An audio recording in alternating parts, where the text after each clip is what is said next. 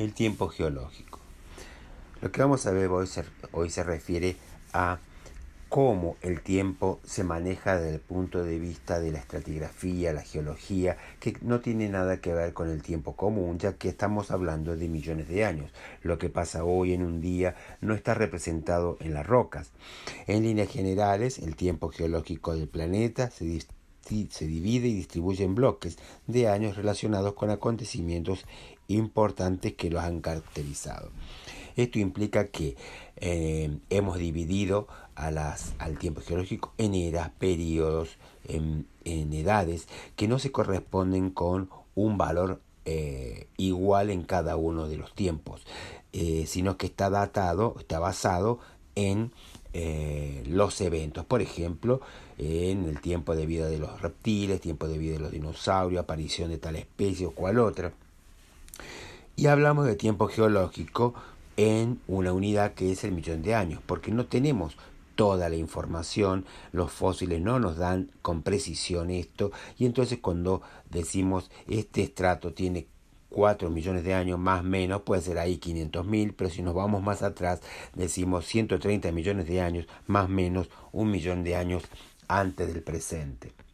De esta manera nosotros definimos o podemos determinar el tiempo geológico en base a la datación relativa o la datación absoluta.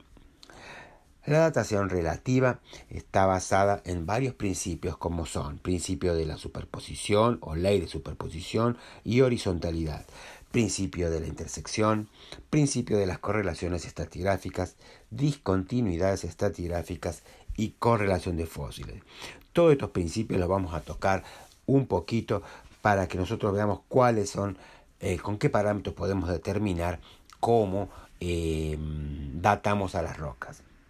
El primero de ellos es la ley de superposición y principio de horizontalidad, en donde nosotros tenemos siempre que los sedimentos más viejos están en la parte inferior, mientras que los más jóvenes en la parte superior. Siempre la sedimentación se va a producir de abajo hacia arriba, es decir, que nunca vamos a tener estratos más viejos, más jóvenes abajo que los más viejos, salvo que haya habido unas especies de plegamientos en este sentido, y entonces estos estratos en algún momento pueden aparecer como que están debajo de alguno más moderno. Pero son casos excepcionales. Es decir, todos los sedimentos se depositan de manera horizontal. El segundo principio es el de la intersección, en donde nosotros determinamos qué es más antiguo y qué es más moderno. Por ejemplo, aquí este cuerpo que sigue, y el 7, que aquí está abajo, este es el 7, sería el posterior. ¿A qué se debe esto? A que el cuerpo, en este caso el cuerpo magmático, ha salido a la superficie por aquí y se ha desplazado por acá y se ha enfriado. En el momento que se enfría comienza a contarse el tiempo geológico. Mientras tanto, esto sigue fluido y después se solidifica. Y por eso tenemos que este es 6 y este es 7. Y así vamos a tener el 8, el 9 y el 10 como lo veníamos desarrollando en el anterior ejemplo.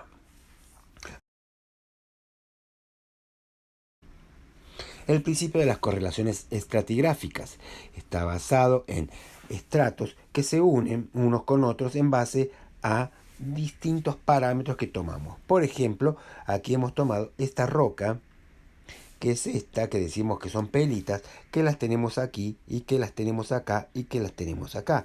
Entonces podemos decir que el techo tiene esta característica y podemos correlacionar los estratos que están por encima de este estrato pelítico y los que están por debajo de este estrato pelítico. Entonces así correlacionamos estratos que no tienen fósiles. Seguidamente, el que sí tiene fósiles y en donde es mucho más sencillo. En este caso tenemos, por ejemplo, lutitas que tienen este caracol y entonces podemos establecer prácticamente un patrón. O este que tiene una marga, que tiene un fósil acá, que aquí no lo tiene. Fíjense, acá no está, pero obviamente que lo habría tenido, nada más que no se ha preservado. O sea, Relativamente sabemos que la presencia de este fósil es más antiguo que este, y por lo tanto hacemos una cronología relativa. Las discontinuidades estratigráficas. Acá tenemos discordancia angular para conformidad o disconformidad o inconformidad.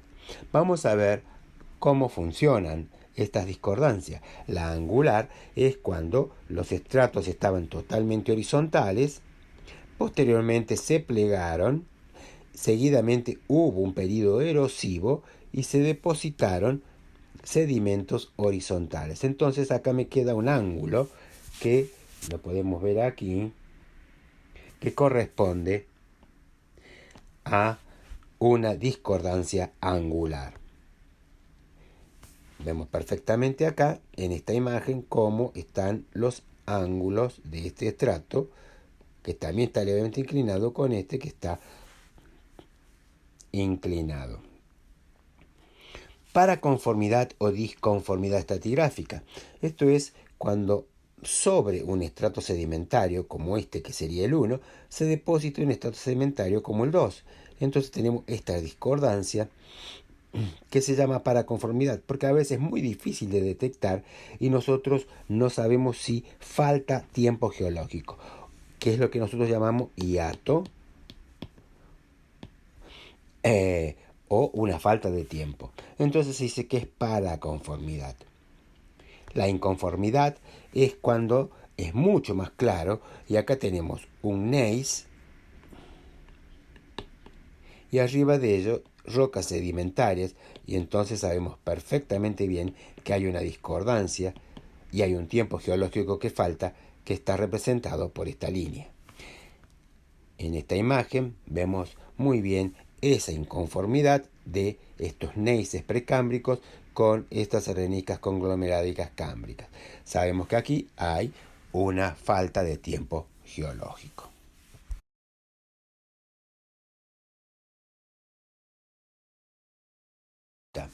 La datación absoluta de una roca es el tiempo transcurrido desde su formación hasta nuestros días. Hay dos tipos que podemos hacerlo. Uno a través de las barbas, pero es muy localizado, y el otro son las dataciones radioactivas. En el caso de las barbas, es una capa anual de sedimento roca sedimentaria. ¿En qué consiste? Más precisamente en lagos en donde hay estaciones húmedas o lluviosas y estaciones secas, y entonces se depositan sedimentos, como vemos en este sector, y posteriormente capas de una materia orgánica, que aquí está representado por unas líneas negras, donde estoy poniendo la línea azul ahora, en donde se hace anualmente. Entonces, debido a las estaciones de lluvia, las estaciones de sequía, vamos a tener un montón de capas superpuestas que, contando cada una de las capas, podemos determinar. Y así se han determinado, por ejemplo, años de hasta 10.000 en estas zonas más bien lacustres. En las dataciones radioactivas aportan datos más antiguos, destacándose, métodos que son mucho más precisos, que me da el valor en millones de años. Hay cierto grado de error, y para eso utilizamos elementos radioactivos que contienen a algún elemento padre que se transforma en el elemento hijo. El caso más claro lo tenemos en el isótopo, en el carbono 14, carbono 12, en donde tenemos que de un total de 100% de carbono 14 se me transforma en la mitad cuando pasa,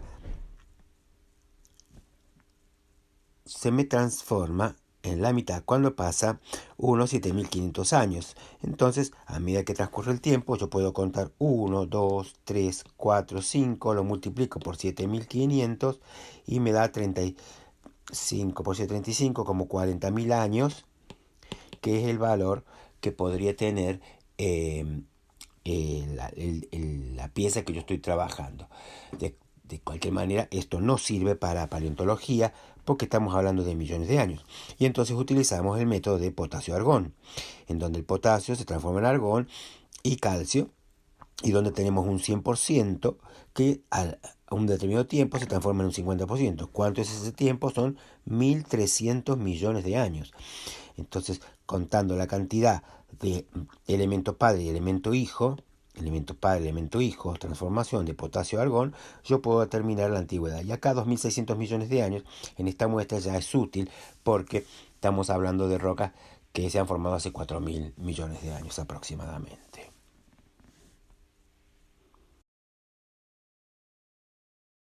Ejemplo, en la de arriba, cronología relativa a principio de superposición entre los dos estratos. Acá hay un hiato, ¿se acuerdan de esa palabra que vimos anteriormente? En donde falta un tiempo geológico. Acá utilizamos, obviamente como una roca plutónica, datación absoluta y algunos de los métodos radiactivos, potasio-argón, rubio, estroncio. Acá utilizamos el principio de la intersección con angular y así sucesivamente. Fíjense que en este caso tenemos fósiles y por lo tanto utilizamos este sistema de datación. Es decir, vamos a utilizar tanto absolutas como relativas de acuerdo a las posibilidades que tengamos en nuestra columna sedimentaria. Seguidamente vamos a definir una columna estratigráfica. En geología se utiliza el agrupamiento de las rocas con historias geológicas similares, estructuras, color, tipo de roca y ambientes, y nos permite agrupar paquetes de roca para definirlos en grupos. Es decir, estos grupos que vamos a realizar tienen condiciones similares, como acá lo dice, en varios aspectos de las rocas que estamos trabajando. Entonces vamos a desarrollar una columna geológica con distintos niveles de acuerdo a lo que nosotros podemos determinar, ya sean areniscas, pelitas, basaltos, etcétera, etcétera. Entonces, agrupamos esas rocas en paquetes mayores que se definen como grupos. Es el conjunto de rocas formadas bajo condiciones similares y con características litológicas y paleontológicas relacionadas de extensión muy grande. Lo más importante de esto es de extensión muy grande. Pueden tener cientos de kilómetros, miles de metros de espesor, es decir, los grupos agloban un montón de lo que llamamos formaciones, que es una capa o conjunto de capas de límite superior e inferior bien definidos, con litología y origen similar, y que pueden mapearse, pero que son diferentes a las rocas supra e infrayacentes. Es decir, yo puedo tener una capa, otra capa, y digo, esta es la formación A, esta es la formación B, y esta tiene areniscas y esta tiene pelitas. Me está diciendo que esto puede ser un río, esto puede ser una planicie de inundación, tiene una definición bien definida. Y estas dos o más pueden constituir un grupo. Seguidamente a la formación la podemos separar en un miembro, que es una unidad menor, caracterizada por cambios litológicos o paleontológicos que indiquen ambientes diferentes. Es decir, que si teníamos una arenisca, pero esta arenisca es gruesa y después tenemos una arenisca más fina o una limólita, digo, esto, bueno, puede ser una formación, pero lo puedo dividir en dos miembros, el miembro A y el miembro B. Es decir, mucho más pequeño. En la escala del tiempo geológico, dividimos a la historia geológica en unidades de magnitud variable, basado en dataciones relativas, luego en dataciones absolutas. Y así hemos hecho el tiempo geológico en lo que nosotros conocemos como las eras y los períodos. Y nosotros aquí vemos cómo desde la formación de la Tierra hace 4.600 millones de años tenemos a estas grandes divisiones de tiempo que hemos definido como el ádico, el arcaico, el proterozoico y el fanerozoico. Toda la vida desarrollada empieza en el fanerozoico, o está bien representada en el fanerozoico, que son aproximadamente 550 millones de años. El proterozoico hubo vida, pero es muy primitiva o está poco registrada.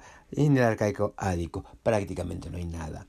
De esta manera, nosotros tenemos un cuadro del fanerozoico dividido en tres grandes grupos, que es el Paleozoico, el Mesozoico y el Cenozoico, que ustedes van a ver en distintas tablas, en distintos libros que tienen los millones de años.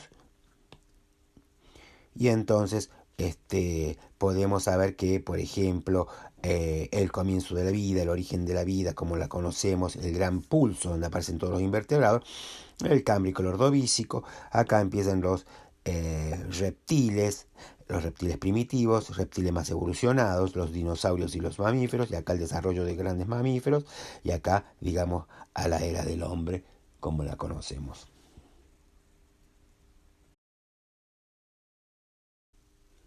Vamos a ver entonces un par de términos, que es la biogeografía, área de la ciencia biológica que estudia distribución de los seres vivos en el espacio a través del tiempo. Trata de entender cómo están distribuidos los organismos en el planeta y por qué los organismos están donde están. Esto implica que por qué están, por ejemplo, los canguros en Australia y no están en otro lado. Y allí entonces vamos a tener una relación de la distribución de cada uno de los grupos, o elefantes en África, elefantes en Asia, no tenemos elefantes aquí, para poder determinar la relación entre el continente y la vida. Y de ahí pasamos a la paleobiogeografía o biogeografía histórica, que es la reconstrucción de la geografía de la Tierra en el pasado a partir de los organismos fósiles. Eso mismo que vimos en la biogeografía, que es en la actualidad, lo transformamos a los fósiles y vamos a tener 600 millones de posiciones diferentes debido a los cambios en la posición de los continentes. Es decir, trabajamos sobre cientos y cientos de datos para poder realizarlo. Bien, entonces vamos a ver los objetivos de la paleobiogeografía. Dice reconstruir las secuencias de origen, dispersión y extinción de los organismos y explicar determinados procesos geológicos tales como la deriva de los continentes y las glaciaciones. Esto es, que analizando los organismos, sus extinciones y sus apariciones, podemos ver cómo los continentes han sido movidos a través del tiempo y entonces podemos unirlos para desarrollar o tratar de entender cómo era la posición de los continentes hace millones de años. Y ahí vemos algunos procesos que están siendo desarrollados en cada momento de la historia geológica que corresponden a la ecología del momento. Estos procesos ecológicos son individuales, depende de la región, puede ser una zona montañosa, puede ser el mar, en distintos tiempos geológicos, a veces con animales como pueden ser los reptiles, en otros casos como pueden ser los mamíferos, etc. Y entonces tenemos varios procesos. Uno es el fenómeno de vicarianza, en donde a partir de un continente se separa en dos y ese continente se separa en tres. Y entonces el animal que estaba en el primer continente también se distribuye en los otros. En el otro caso tenemos el fenómeno de dispersión, en donde teníamos tres individuos en tres continentes que se juntan y entonces hay una migración entre uno y otro y luego se vuelven a separar, pero ya esa migración hizo que se juntaran dos organismos en cada uno, o sea, se dispersan como lo podríamos hacer hoy en la actualidad con aviones, en donde se mueve la gente y queda en algún lugar. Y el otro es el de extinción regional, en donde tenemos a dos organismos que lo mismo se separan en dos continentes, pero luego en uno de ellos uno muere y entonces desaparece y tenemos a un solo registro. Aquí es que ha aparecido quizás alguna barrera geográfica o algún depredador que ha destruido la evidencia de los organismos que habían habitado ese continente. Vamos a entrar entonces en un tema que es la paleontología. Es la ciencia que está dedicada al estudio de los restos fósiles y la interpretación de los acontecimientos biológicos del pasado.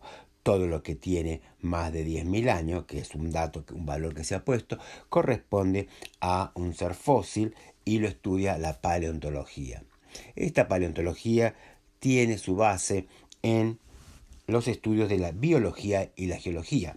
El biólogo, por su lado, va a tratar de entender a los organismos desde sus formas de vida, desde su evolución, y entonces los va a clasificar, va a determinar qué organismo era, cómo vivía, qué características tenía, cómo es las relaciones filogenéticas de cada uno, y entonces se utilizan estos tipos de cuadros que se llaman clados, y la ciencia que es el cladismo, en donde en base a morfologías determinadas, que van en detalle aquí, podemos establecer las distintas especies.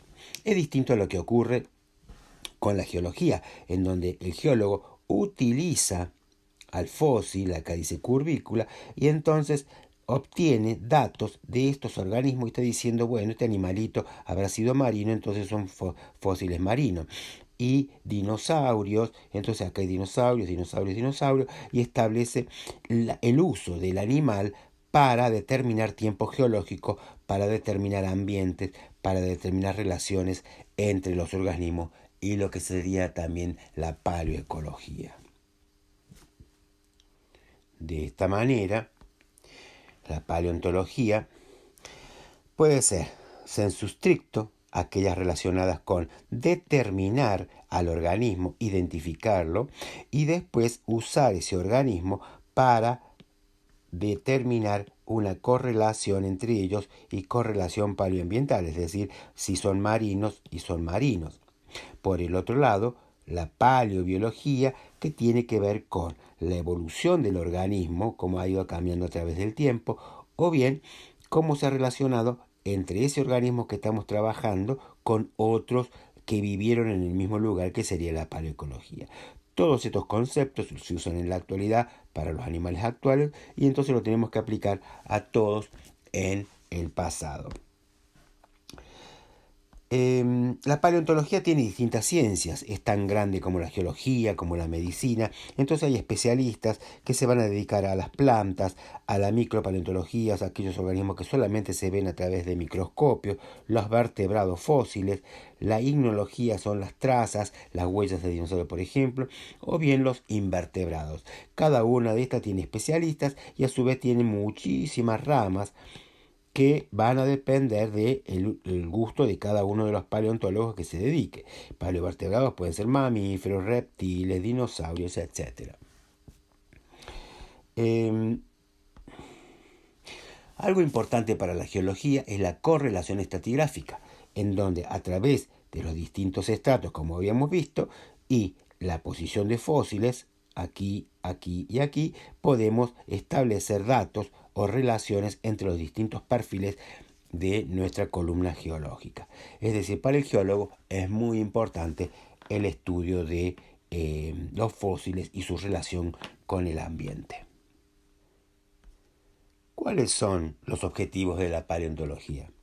Obtener datos para el conocimiento de la evolución biológica de los seres vivos a través del tiempo. El tiempo es muy importante porque nos va a ir cambiando los seres vivos a medida que venimos del pasado de 600 millones de años hasta la actualidad. Establecer la antigüedad de los estratos, que esto es lo más importante para el geólogo, para saber si estaban en posición horizontal o vertical, y hacer una columna cronoestratigráfica en donde ponemos los distintos estratos con las formas que vivieron allí. Y por el otro lado, reconstruir el ambiente en el que el fósil vivió, contribuyendo a la paleogeografía y paleoclimatología. Es decir, una vez que tenemos y hemos encontrado distintos tipos de fósiles, bueno, ¿esto qué era? Un ambiente continental, un ambiente marino, y así sucesivamente. Entonces tenemos dos términos para conocer. Una es el uniformismo y otra es el actualismo. El principio del uniformismo establece que los procesos que han ocurrido a lo largo de la historia de la Tierra han sido uniformes. Uniformismo, también llamado uniformitarismo. El presente es la clave del pasado. En el uniformismo vemos que todo lo que ocurrió hace millones de años, pongámosle 100 millones, 40 millones, ocurre en la actualidad. Sí lo podríamos relacionar con las rocas, con los paleoambientes, porque es decir, un río que circulaba antes va a dejar las mismas estructuras que un río que tiene las mismas condiciones en la actualidad.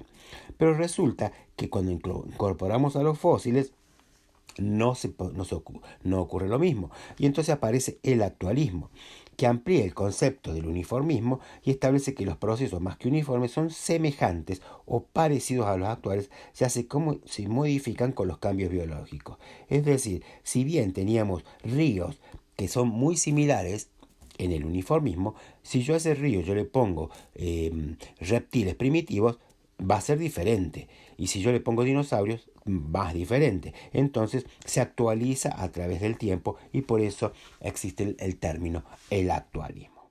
Entonces estamos en condiciones de saber o de conocer qué es un fósil.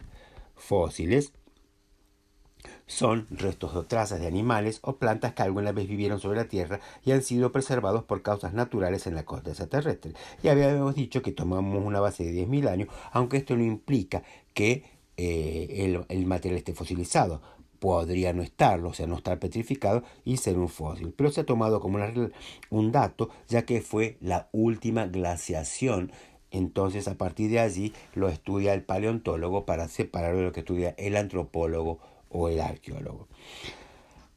Esa fosilización va a depender de el individuo, en este caso es la composición y estructura del organismo, porque acá vamos a ver que si es de carbonato de calcio es diferente a si el organismo es de silicio, si el organismo tiene estructuras externas que son rígidas o no tiene estructuras, entonces va a fosilizar de distinta manera. La abundancia numérica no es lo mismo en un ambiente continental, en donde podemos tener a un dinosaurio, un ambiente marino, donde podemos tener, por ejemplo, a 1000 caracoles iguales. Los factores que dependen del ambiente. Tenemos a los bióticos, entre los cuales tenemos depredadores carroñeros. Un animal que muere es rápidamente destruido por los agentes externos, pero a su vez por un depredador que se tiene que alimentar y entonces no me va a quedar nada cuando termina la comida de ese animal y por ello depende de una forma biológica y por eso se dice que es biótico. Y por otro lado, los degradadores, que vendrían a ser los gusanos, porque hay putrefacción en la carne y entonces desaparece toda evidencia y puede quedar el hueso. Finalmente tenemos los abióticos, que son las mecánicas de transporte. Cuando el animal cae en un río, es transportado, destruido, y entonces no me queda ninguna evidencia. Puede haber químicos presentes, por ejemplo, bajo un suelo, en donde los ácidos del mismo suelo y de las plantas corroen al organismo, lo destruyen y no me queda nada.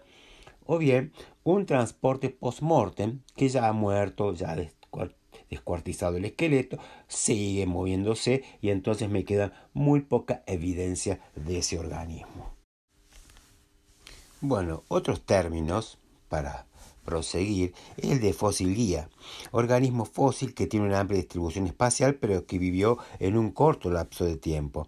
Un fósil guía es un referente, porque si yo tengo un fósil guía que vivió durante 200 millones de años, no es una guía. Yo necesito un animal que sea específico de un estrato para que yo lo pueda correlacionar con otro estrato. Entonces, el tiempo de vida debería ser reducido. Y entonces, si yo tengo un caracol que vivió en un tiempo que, por ejemplo, sea entre 80 y 79 millones de años, me permite a mí correlacionar estratos y decir, bueno, ese fósil guía es válido para poder determinar la edad de la roca. Por otro lado, tenemos al biocrom. Es el lapso de vida en el que un organismo aparece en el registro fósil hasta que se extingue. Así, por ejemplo, el biocrom de los dinosaurios es desde el Triásico medio superior, 220 millones de años, hasta el Cretácico superior. Es decir, es como sería la edad nuestra o el biocrom de la familia, es decir, una aparición y una muerte, ya sea del individuo o del grupo que lo representa. Bien, ¿cómo se forma un fósil? Lo primero que tenemos que tener en cuenta es que el animal vive en un determinado ambiente y de pronto muere y entonces queda sujeto a todos los agentes externos, habíamos dicho también un depredador, y entonces puede no preservarse. Entonces tiene que haber un rápido enterramiento para que quede protegido dentro de la roca.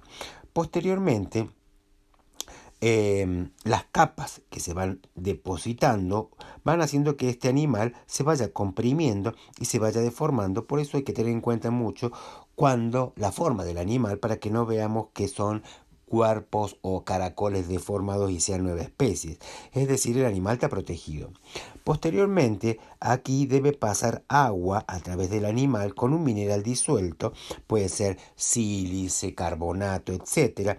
Entonces lo atraviesa y reemplaza molécula a molécula al organismo por el mineral que trae el agua, y se produce entonces la fosilización. Si no hay agua, no hay fosilización, y ahí está preservado, guardadito, hasta que se encuentra en superficie debido a los procesos erosivos, y lo que encontramos es un fragmento. Ese fragmento posteriormente nos puede indicar que el dinosaurio o el animal está hacia adentro, o bien es lo último que hemos encontrado.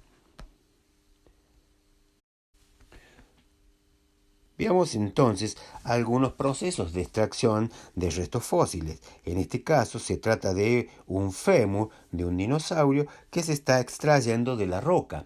Está perfectamente bien preservado, pero no hay más nada, por lo que ha sido transportado. En este otro caso tenemos a un húmero, que sería el hueso del brazo, en donde también está asociado a otros restos. Aquí vemos algunos, entonces se excava. En este caso, lo que nosotros encontramos es que el hueso está inclinado, o sea, está más profundo, y ha sido un proceso tafonómico, un algo que le ha pasado al animal o al hueso, que se ha profundizado y no está horizontal, porque el hueso debería estar así y acá está así. Por otro lado, cuando nosotros levantamos en la base de este pedazo de hueso, encontramos que había plantas debajo de él. Ahora bien, ¿cómo nosotros trabajamos?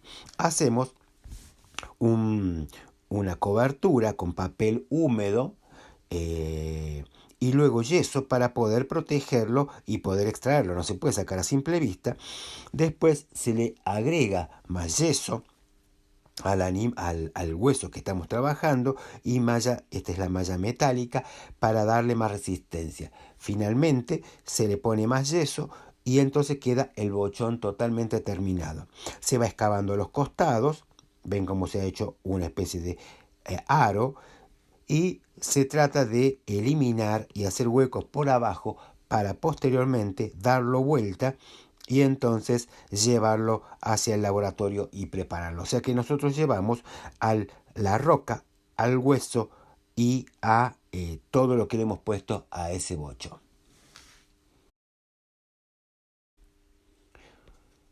Una vez en el laboratorio se empiezan a separar las pequeñas piezas, en este caso se trata de este huesito, y se saca la roca y se va separando con martillos neumáticos o bien con agujas, para poder dejar limpio al caracol o al hueso para poder ser estudiado.